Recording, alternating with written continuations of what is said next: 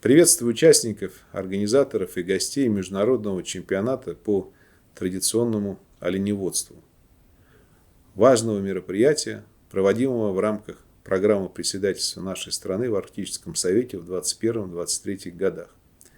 Российское председательство в Арктическом совете уделяет приоритетное внимание проблематике коренных народов арктического региона, поддержке их традиционного уклада жизни, сохранении этнической идентичности, языков, культурно-исторического наследия. В рамках председательства проведено более 30 различных мероприятий по данной тематике. Запущена подготовка проектов цифровизация языкового и культурного наследия коренных народов Арктики, Арктический инновационный продовольственный кластер, молодежь коренных народов, культура питания и перемены в Арктике, цифровые музеи в Арктике. Одним из ярких примеров ведения традиционной хозяйственной деятельности в высоких широтах, безусловно, является оленеводство.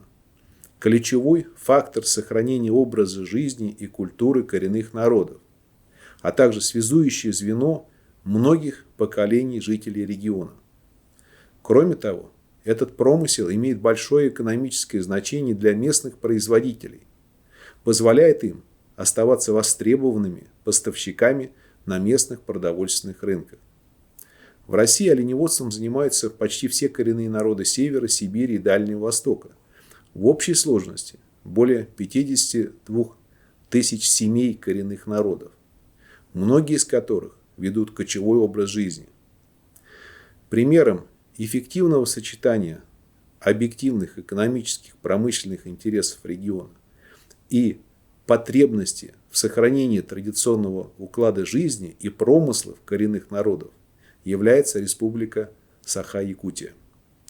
Уверен, что международный чемпионат по традиционному оленеводству будет способствовать дальнейшему укреплению контактов между коренными народами, устойчивому развитию оленеводства, сохранению культуры и традиций коренных народов.